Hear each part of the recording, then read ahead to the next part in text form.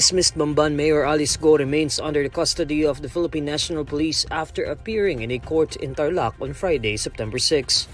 Guo left the PNP Custodial Center in Quezon City on Friday at around 9:40 a.m. and was brought to Tarlac Regional Trial Court Branch 109 in relation to the graft charges filed against her. According to the Senate Office of the Sergeant-at-Arms Retired Lieutenant General Roberto Ancan, the upper chamber won't take custody of Guo as she did not post bail. Ancan said a commitment order was issued to have Guo detained at the PNP Custodial Center. The Tarlac court earlier issued an arrest warrant for Guo's alleged violation of Section 3E and H of Republic Act No. 3019 or the Anti-Graft and Corrupt Practices Act. The bail for Guo's release totals 180,000 pesos. Interior Secretary Benhur Abalos previously said the custody of Guo would only be transferred to the Senate from the PNP once Guo posts bail. Long before the Tarlac court ordered her arrest, the Senate had issued an arrest order against Guo for refusing to appear at the July 10 hearing despite due notices. The upper chamber is currently investigating Guo's alleged ties to the raided Philippine offshore gaming operator in Bamban. The Philippine National Police assures the public that dismissed Bamban Mayor Alice Guo will not receive special treatment while she is under their custody.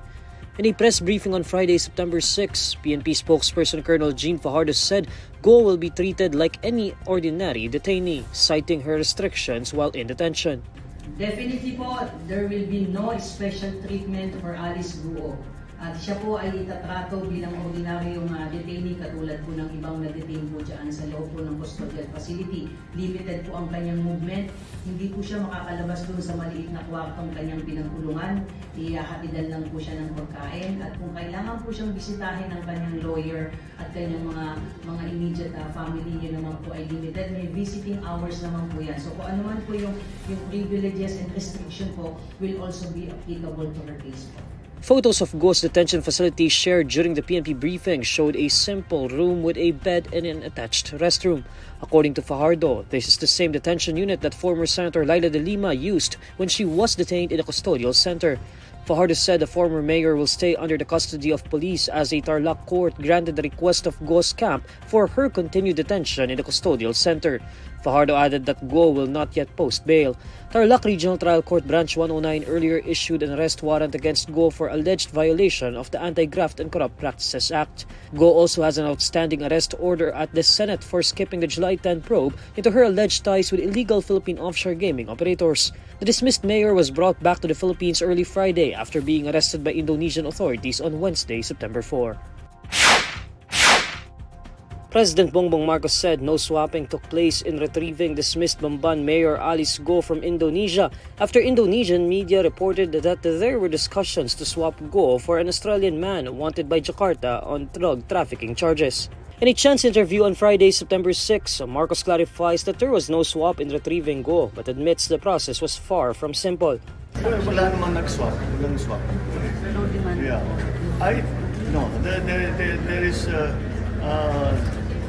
there was because lumabas sa isang article sa Indonesia na dapat mag-swap. Pero hindi official yun.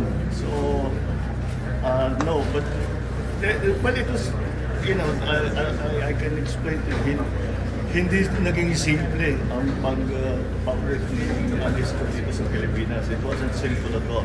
We were negotiating very intricate, very sensitive and very delicate details for the last, maybe 48 hours. Kinakausap natin mga kaibigan natin sa Indonesia.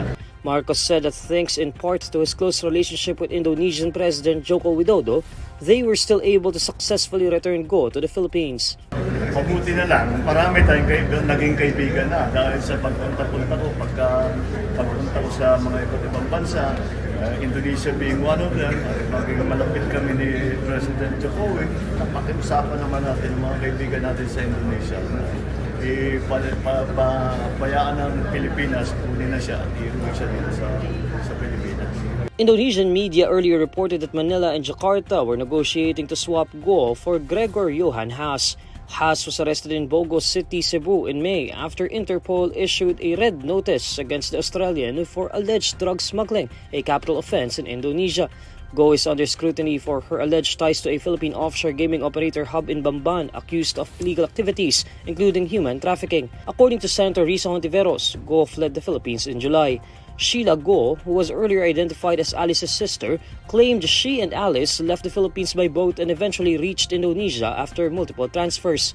Sheila and Alice's alleged business associate Cassandra Leong were arrested by Indonesian authorities in August and are now back in the Philippines. Alice was eventually arrested in Indonesia on September 4 and brought back to the Philippines on September 6 through a private plane charter. President Bongbong Marcos believes there's nothing more to the smiles of law enforcers and officials in their photos with Alice Guo than just a selfie. In a chance interview on Friday, September 6, Marcos said the selfies of government personnel with a dismissed mayor are only part of what he described as the new culture. I think that is part of the new culture now na nagpapakuha lagi ng kahit ano.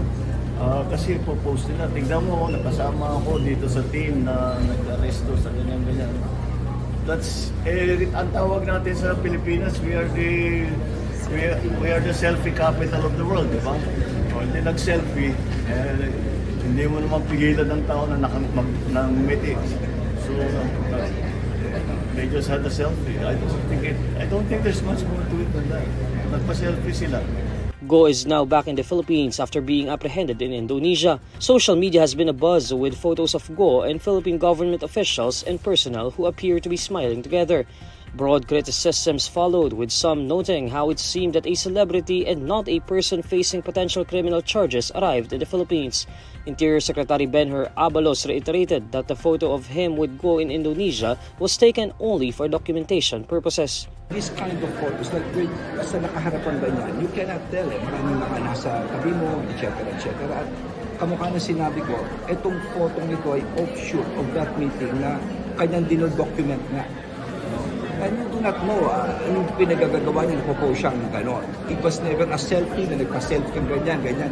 Abalos and Philippine National Police Chief General Romel Marbil, along with several Philippine law enforcement agents, fetched Guo from Indonesia and brought her back to the Philippines before dawn Friday. Guo left the Philippines in July amid investigations into her ties with illegal Philippine offshore gaming operators and her real identity. She is facing graft charges as well as complaints for human trafficking and money laundering. The country's unemployment rate increased to 4.7% in July, according to the Philippine Statistics Authority.